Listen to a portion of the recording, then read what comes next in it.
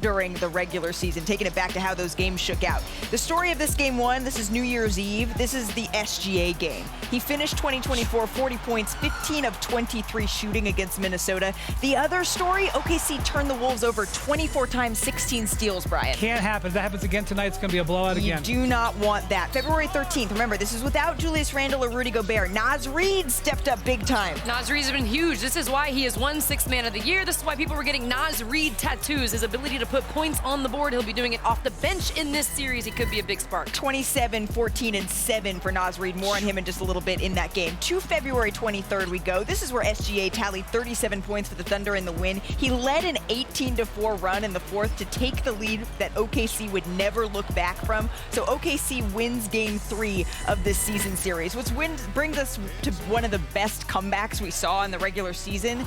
We're going to pick this one up. The Timberwolves have been down by a 25 in this one, but Anthony Edwards, a huge block there on SGA. Just a huge clutch defensive play. Here's Anthony Edwards on that block. Oh yeah, when I blocked it, I was definitely talking a lot of trash, for sure. And that's what we love about Anthony Edwards, right? They get the win in this one, come back from down 25 thanks to his clutch play in the fourth and overtime. But that was the past. This is now. These two teams, they know each other very well here, Brian. Game 1, what are you expecting? Okay, so I want to take you back to that last game that they played here, February 24th. Yeah. Thunder up 25. Game's in the bag, right? Chris Finch, the Wolves head coach, is like, you know what? I'm going to try something. The fourth quarter of that game, he goes to a 2-1-2 zone. Some would call it a triangle and 2, to force the ball out of Shai Gilgeous-Alexander's hands repeatedly, as we just saw here. Guess what? The Thunder, look at this, here he goes again. The Thunder did not react to this well. All of a sudden, the Wolves get going. What I want you to remember is, not in the first quarter on the first possession, guys. Remember how the zone, the trap on the zone, affected Shai Gilgeous-Alexander. Right. I would not be surprised to see the Wolves come back to that, especially late in game 1 if they need it. But the Nuggets ran more zone against the Thunder last series than any series over the last 12 years that we've seen. So now the Thunder has seen a whole lot of that. What are you watching here? You know, it's interesting. You were talking about Minnesota's defense and what they're going to do against Shai Gilgeous-Alexander. For me, in game 1, my eyes are on Oklahoma City's defense. I mean, you talk about the Nuggets series, and what did Oklahoma City do so well in game 7? It's not just that they forced 23 turnovers. They scored 37 points off of those turnovers. Stunning stat. That's incredible. This Oklahoma City defense, they're coming off of a game 7. They could be a little tired. Who knows if the shots are going to be there, but what can you count on defensively from the Oklahoma City Thunder? Them to be all out, they're going to be connected, and they're going to get offense from their defense. That's what I'm looking forward to. Well, certainly something that you can always rely on is Shai Gilgeous-Alexander. He is the MVP favorite for a reason here. You look at teams with 20 or more turnovers in these playoffs where the Timberwolves are, all other teams combined are here when you look at those numbers. But Chris Finch, he is keying in on SGA. Let's take a listen together to what he had to say about the Thunder superstar here. It's so frustrating to play this team because they foul a ton. You know, they really do. They foul all the time. And then, you know, you can't really touch Shai. And it's a very frustrating thing, and it takes a lot of mental toughness to try to play through it. Okay, so SGA, he led the league in scoring. He's coming in at 4th in free throw attempts per game at just over 8. What makes him such a lethal scorer? Because we just heard Chris Finch talking about how much sometimes he looks for those fouls, and he's very, very shrewd at that. He's so crafty with the ball. And I try to put myself in the mind of the defender, and I would be so frustrated because of the way he changes speeds, right? He lifts you, you're coming down, you can't do anything about it. You talked about he led the league in scoring. He was 3rd in the league in and ones. Now look at the space. He has to operate one-on-one against Jamal Murray. He gives the bump. Now, this might not look like a foul, but watch Jamal Murray's body go into Shai Gilgeous-Alexander. It's the way he keeps his eyes on the rim and finishes plays through contact. Again, Alex Caruso is going to clear out. What does that give SGA? Room in the paint to operate an attack. There's a little ball fake there to shift the defense, and this is what happens. He lifts the defense up. You try to go for the shot fake to block it, and you end up fouling him. What does he do great?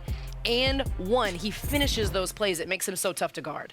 Yeah, and I think one of the things about the Oklahoma City offense is they're so in tune with where to go, let Shea go to operate. He knows exactly where he needs to go. They know where to move. They've got 10,000 hours together, and you're going to see it in the way they play together in a game like this. And what I love about Shea Gilgeous-Alexander, one of my favorite interviews, remember when he was like, my whole life is consistent. Yeah. Right? That was like one of the biggest things. In everything I do. My favorite thing, but he has been consistent. Yep. 8.8 free throw attempts in the regular season, 8.7 free throw attempts in the postseason. That's been a part of his game all season long. So you know, Andraya, that Anthony Edwards has been waiting for this moment, as Brian said, for a year to avenge what his Timberwolves did last season. What are you seeing from him? How's he getting it done? Well, you know, in honor of our Chiney Ogwumike, what does she always say, right? She always punches her arm, says styles make fights, yes. Right? So SGA gets 3 points the old-fashioned way with his and-ones, right?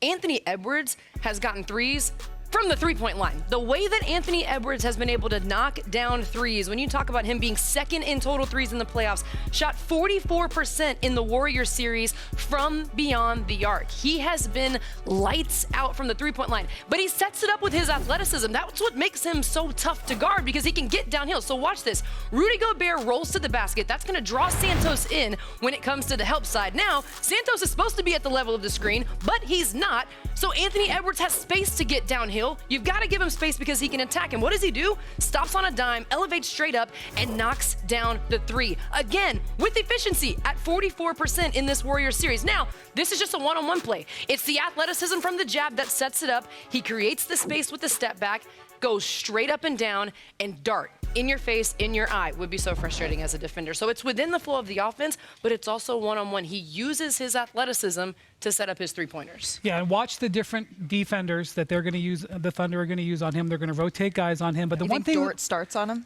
I think Dort would start on him, but you will see different sides. You'll see Alex Caruso maybe. Here's the thing about Ant. We have a body of work for him in the postseason now. We've seen him routinely every series have a dominant game scoring. He can do it different ways. He can distribute. Sometimes he's a ball mover, but it wouldn't surprise me if he comes out tonight feeling the moment and tries to put up a giant number. If he senses a little bit of fatigue on the Thunder, he senses a little bit of an opening. He has done this repeatedly. In every series, he's had a transcendent game. Maybe that happens right out of the gate. And coming out for that 7-game series for the Oklahoma City Thunder, that's something that Anthony Edwards is going to be sniffing out. Hey, if you are looking for more breakdown analysis, you can tune in to the NBA Western Conference Finals Insight Cast, presented by YouTube on ESPN2. Our guy Ryan Rucco, you bet he will be there. Tim Legler, Kirk Goldsberry will cover the game with unlimited replay angles, live data tracking, plus Kirk's shot bot. Legs is going to break down the action from a player's perspective on the court using immersive technology available for games 1 through 4. That's going to be really interesting insight to tune into, so make sure you do that. Different rhythm to practice today. We're going to get a little loose, then we're going to do a bunch of cleanup on two ends. Let's go. Go, Rudy, go, Rudy, go, Rudy. Yeah, let's go.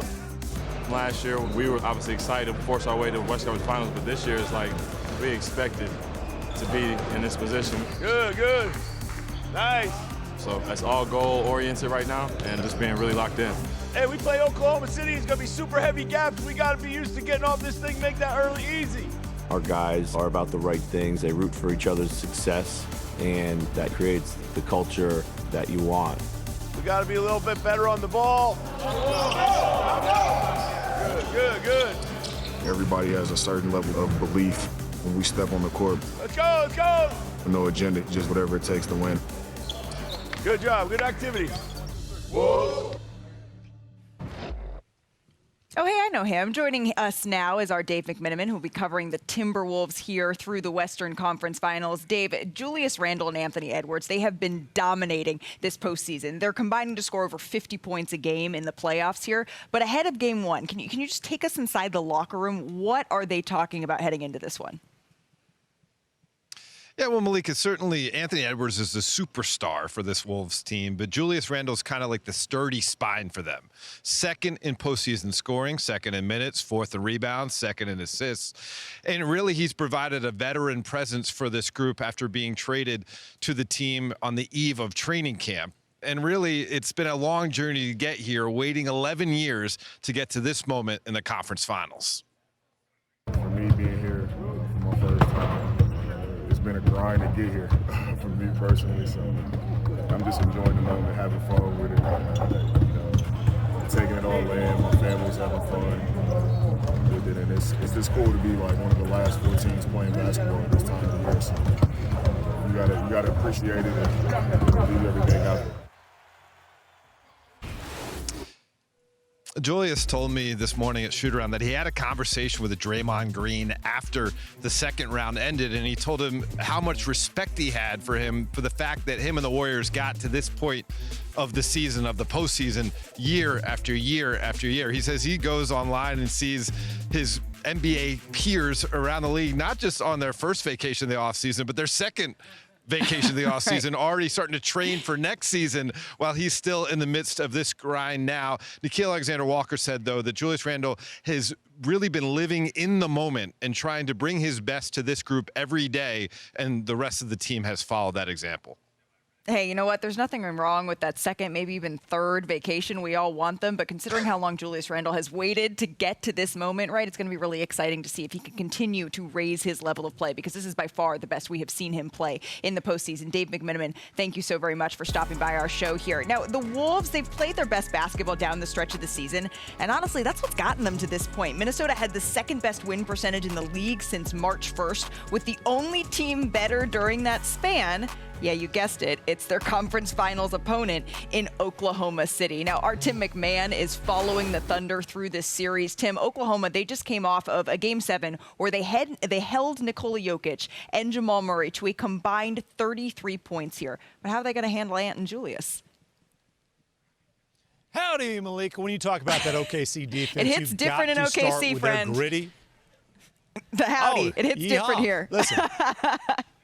But we're going to start with a Canadian. He doesn't, Lou Dort might not know howdy, but he knows defense. That's going to be the dude who's going to be primarily responsible for guarding Jamal Murray. We all know Lou Dort's one of the best perimeter defenders for guarding Anthony Edwards, one of the best perimeter defenders in the NBA, fresh off of guard Jamal Murray. Series before that had Ant Edwards, so good at navigating screens, sitting down, playing one-on-one. One of the few perimeter defenders who won't be overpowered physically by Anthony Edwards. Then we got to talk about Alex Caruso. So much of the Thunder's defensive success in these playoffs has been his ability to guard up. I can promise you this, when Jaren Jackson Jr. was on that first vacation in Cancun, probably woke up with nightmares about the defense Caruso played on him.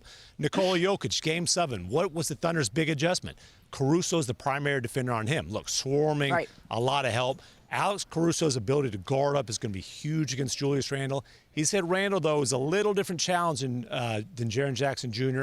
because he's so skilled with his footwork, the pivots, the spin moves, the jab steps. But again, expect Caruso and Randle to be one of the best matchups individually in this series. Yeah, and you heard Jokic after that Game 7 saying that after those matchups, he's going to need to knock back a couple of beers. So Caruso is no joke. Tim, what is the goodbye version of howdy? I mean, we're bilingual here. It's adios, amiga. Adios, amigo. Tim McMahon, thank you so very much for stopping by NBA today. I love him.